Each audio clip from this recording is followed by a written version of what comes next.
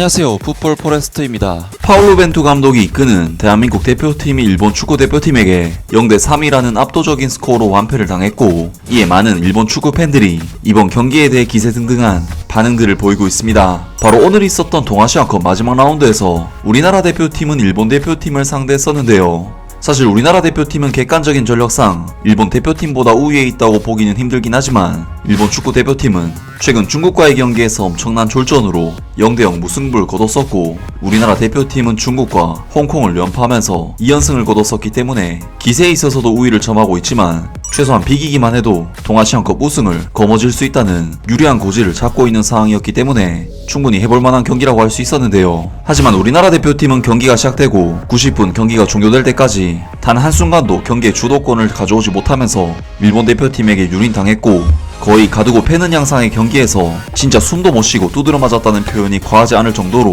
우리나라 대표팀은 일본 대표팀이 마치 유럽의 엄청난 강팀인 것 마냥 압도를 당하면서 완패를 당했습니다. 이번 경기 패배로 인해 동아시안컵 우승 트로피는 일본에게 넘어갔고, 벤투 감독에게는 다시 한번 고민이 깊어질 수밖에 없는 경기였고, 한국 축구 팬들에게는 씻을 수 없는 상처만을 남긴 경기였는데요. 벤투 감독의 대표팀은 이미 작년에도 일본과의 경기에서 일명 사포로 참사로 불리는 0대3 참패를 당했었기 때문에 한일전 악몽이 아직 가시지 않았었는데, 오늘 다시 0대3으로 참패를 당하면서 작년의 악몽과 더불어 2배로 고통스러운 오늘 경기 패배였습니다. 하지만 일본 축구 팬들에게는 그야말로 축제의 날이라고 할 수 있었고, 많은 일본 축구 팬들은 환호하는 반응들을 보였습니다. 한국이 이렇게 약한데 이제 라이벌이라고 말하지 않았으면 좋겠다. 어느 세대에서나 완승이다. 영원한 라이벌이니 뭐니 하며 제멋대로 얽혀드는 귀찮은 나라를 또다시 3대0으로 꺾어버렸다. 일본 축구와 한국 축구의 현재 위치를 잘 알 수 있는 점수이다. 한국을 상대로 무실점 3득점을 올린 일본 대표팀의 완승이었다고 생각한다. 전반전부터 득점 기회가 일본이 더 많았고, 후반 들어 선제골 넣고 나서의 흐름이 일본으로 완전히 기울어져 있었다.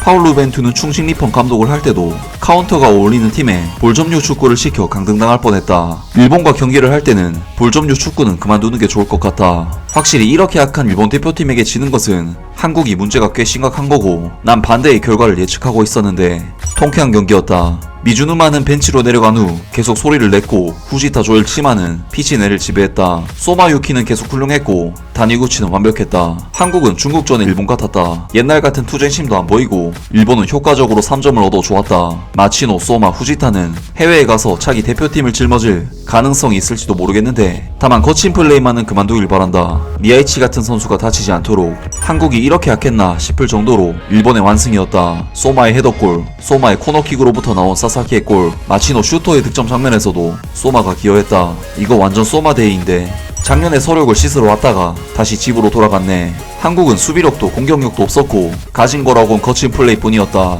K리그도 레벨이 떨어졌나? 아니면 그만큼 J리그와 일본이 강해진 것일까? 다음에 경기할 때는 동아시안컵이라도 손흥민이나 유럽의 주력 선수들 불러와야 돼. 대신 일본은 J리그 선수들로만 상대해준다. 그만큼 핸디캡이 있으면 경기를 즐기기엔 딱 좋을 것 같다. 최근에 한일전 전적 2021년 3월 A대표 3대0, 2022 U23 아시안컵 3대0, 2022년 6월 U16 대표 3대0, 그리고 2022년 7월 동아시안컵 3대0. 이제 한국은 일본을 라이벌이라고 말하지 않았으면 좋겠어. 한일전에서 이 스코어는 다반사. 이젠 놀랍지도 않다. 참고로 두 팀이 2군에 가까운 멤버 구성이었다는 점도 잊지 말아야 한다. 요 얼마간의 한일전은 이전 세대에서나 큰 참사겠지. 최근에 한일전에서 3대0 스코어는 흔히 볼 수 있는 점수이고 그렇게 드문 일도 아니다 라면서 많은 일본 축구 팬들은 오늘 한국과의 경기에서 승리를 거두면서 상당히 기세등등한 반응들을 보였고, 이제는 한국을 라이벌로 생각하지 않는다면서 한국 대표팀을 완전히 일본 아래로 보는 듯한 평가와 반응들을 보였습니다.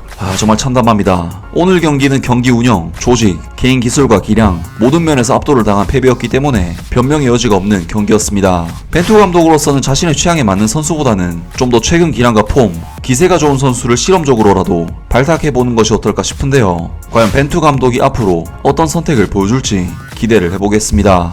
아무튼 오늘 영상은 여기까지고요. 영상 재밌게 보셨다면 구독과 좋아요 그리고 댓글 부탁드립니다. 감사합니다.